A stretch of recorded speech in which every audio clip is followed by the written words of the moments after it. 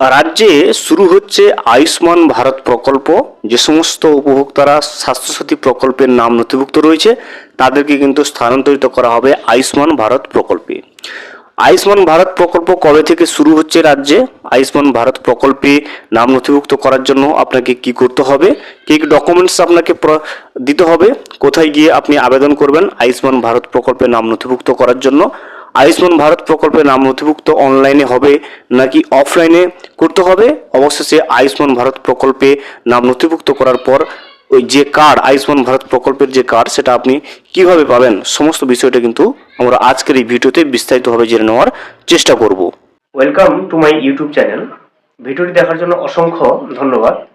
ভিডিওটি সম্পূর্ণভাবে দেখার আগে ছোট্ট একটা অনুরোধ, যদি চ্যানেলে নতুন হয়ে থাকেন অবশ্যই চ্যানেলটা সাবস্ক্রাইব করে রাখবেন এবং নোটিফিকেশনটা অন করে রাখবেন এই ধরনের সমস্ত আপডেট কিন্তু সবার আগে পাওয়ার জন্য। চলুন আজকের ভিডিওটি আমরা বিস্তারিতভাবে দেখে নিই। জুলাই থেকেই রাজ্যে কার্যকর হচ্ছে আয়ুষ্মান ভারত। কেন্দ্র রাজ্য সম্পর্কের বরফ গলিয়ে স্বাস্থ্য খাতে উন্নয়নের বড়সড় রোডম্যাপ ঘোষণা করলেন মুখ্যমন্ত্রী শুভেন্দু অধিকারী। শনিবার কেন্দ্রীয় স্বাস্থ্যমন্ত্রী জগৎ প্রকাশ নাড্ডার সঙ্গে ভার্চুয়াল বৈঠকের পর নবান্নে সাংবাদিক বৈঠকে তিনি জানান, জুলাই মাস থেকেই পশ্চিমবঙ্গে আয়ুষ্মান ভারত প্রকল্পের সুবিধা কার্যকর করার লক্ষ্য নেওয়া হয়েছে। দেখতে পাচ্ছেন, রাজ্যে চালু হচ্ছে আয়ুষ্মান ভারত প্রকল্প এবং সেটা শুরু হচ্ছে জুলাই মাস থেকে। একই সঙ্গে স্বাস্থ্যসাথীর 6 কোটিরও বেশি উপভোক্তাকে আয়ুষ্মান ভারতের আওতায় আনার কথাও ঘোষণা করেন তিনি। পূর্বতন সরকারের সময় যে স্বাস্থ্যসাথী প্রকল্প চালু ছিল, সেই প্রকল্পে যে সমস্ত উপভোক্তারা ছিল সেই সংখ্যাটা ছিল 6 কোটিরও বেশি। সেই 6 কোটিরও বেশি মানুষকে কিন্তু সরাসরি স্বাস্থ্যসাথী প্রকল্প থেকে নিয়ে আসা হচ্ছে আয়ুষ্মান ভারত প্রকল্পে। রাজ্যের যে 6 কোটি মানুষ মমতা সরকারের স্বাস্থ্যসাথী প্রকল্পের সুবিধা পেতেন, তাদের এবার কেন্দ্রের আয়ুষ্মান প্রকল্পের আওতাভুক্ত কিন্তু করা হচ্ছে।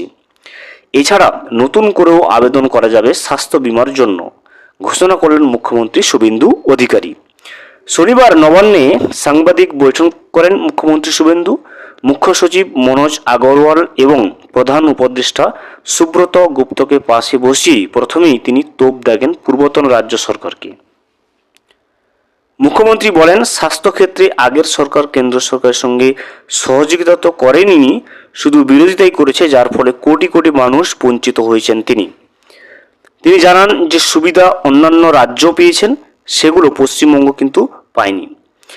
রাজ্যে বিজেপি ক্ষমতায় আসার পর নতুন সরকারের ভারত সরকারের স্বাস্থ্যক্ষেত্রে বিভিন্ন প্রকল্পের রিভিউ করেছে। সেই মোতাবেক বেশ কিছু পদক্ষেপও কিন্তু গ্রহণ করা হয়েছে। মুখ্যমন্ত্রী আরও জানান, স্বাস্থ্যক্ষেত্রে উন্নতি সাধনের জন্য নির্দিষ্ট রোডম্যাপ তৈরি করেছে তার সরকার। তার কথায়, পশ্চিমবঙ্গের হেলথ সেক্টরে একটি যুগান্তকারী পরিবর্তন আনছি আমরা। তারপরেই মুখ্যমন্ত্রী ঘোষণা করেন যে আয়ুষ্মান ভারতে এনরোলমেন্টের কাজ ইতিমধ্যেই শুরু হয়েছে। আমাদের বিশ্বাস, জুলাইয়ের মধ্যে আমরা আয়ুষ্মান ভারতের কার্ড দিতে পারবো। গোটা ভারতে এই প্রকল্পের সুবিধা নিতে পারবেন। আমরা কিন্তু আশা করছি স্বাস্থ্যসাথীর সঙ্গে যুক্ত রয়েছে এমন 6 কোটিরও বেশি কার্ড হোল্ডারকে এখনই আয়ুষ্মান ভারতে নিয়ে যেতে পারবো। পরে আরও মানুষ যুক্ত হতে পারবেন। মুখ্যমন্ত্রী জানিয়েছেন, নতুন করে আয়ুষ্মান ভারতের সঙ্গে যুক্ত হতে চান তার এবং স্বাস্থ্যসাথীর সঙ্গে এতদিন যুক্ত হননি এমন নাগরিকও কেন্দ্রীয় প্রকল্পের সুবিধা নিতে পারবেন।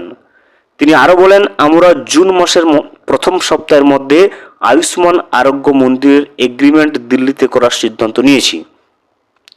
সেখানে পশ্চিমবঙ্গ এবং ভারত সরকারের মন্ত্রী আধিকারিকদের উপস্থিতিতে একটি অনুষ্ঠানের মাধ্যমে এটা করব আমরা। প্রায় 1 কোটি পশ্চিমবঙ্গের বাসিন্দা যারা অন্য রাজ্যে আছেন তারাও স্বাস্থ্যক্ষেত্রে এই সুবিধা পাবেন। সার্ভাইকাল ক্যান্সারের প্রিভেন্টিভ ভ্যাকসিনাইজেশন শুরু হবে রাজ্যে। মুখ্যমন্ত্রী জানিয়েছেন, ফেব্রুয়ারি মাসে দেশব্যাপী এই সুবিধা চালু করছেন প্রধানমন্ত্রী, কিন্তু পশ্চিমবঙ্গে শুরু হয়নি। পশ্চিমবঙ্গে 7 লক্ষের বেশি ডোজ দিতে চায় ভারত সরকার। শুভেন্দু আরও জানান, 14 থেকে 15 বছরের বালিকাদের এই ডোজ দিতে পারি আমরা। আগামী 30 মে থেকে বিধাননগর সাব ডিভিশন হাসপাতালে সেদিন আমি নিজে উপস্থিত থেকে এই প্রকল্পের শুরু করব। 30 তারিখেই টিবি মুক্ত ভারতের ওয়ার্কশপ শুরু হবে রাজ্যে। মুখ্যমন্ত্রীর দাবি, দীর্ঘদিন কেন্দ্র ও রাজ্যের মধ্যে সমন্বয়ের অভাব ছিল, তার প্রভাব পড়ছে স্বাস্থ্য পরিষেবায়। সেই পরিস্থিতি বদলাতেই এবার যৌথ উদ্যোগে একাধিক স্বাস্থ্য প্রকল্প চালু করা হচ্ছে। জুনের প্রথম সপ্তাহে দিল্লিতে আয়ুষ্মান আরোগ্য মন্দির সংক্রান্ত চুক্তি স্বাক্ষর হবে বলেও জানান তিনি। স্বাস্থ্য খাতে পরিকাঠামো উন্নয়নের জোর দিয়েছে সরকার। বর্তমান রাজ্যে 117টি প্রধানমন্ত্রী জনঔষধি কেন্দ্র চালু হয়েছে, তা বাড়িয়ে 469টি করার প্রস্তাব কেন্দ্রকে পাঠানো হয়েছে।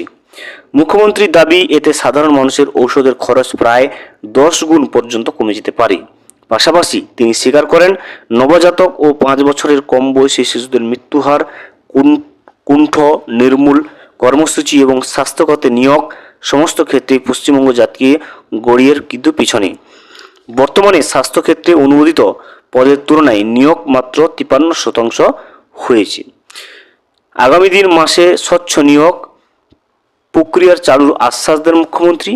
এতদিন মুখ্যমন্ত্রী আরও জানান যে চলতি অর্থবর্ষে ন্যাশনাল হেলথ মিশনের আওতায় পশ্চিমবঙ্গের জন্য 2103 কোটি টাকা এবং আয়ুষ্মান ভারতের জন্য 976 কোটি টাকা কিন্তু বরাদ্দ করা হয়েছে কেন্দ্রের তরফ থেকে। ইতিমধ্যে 500 কোটি টাকা রাজ্যের অ্যাকাউন্টে এসেছে বলেও দাবি তার।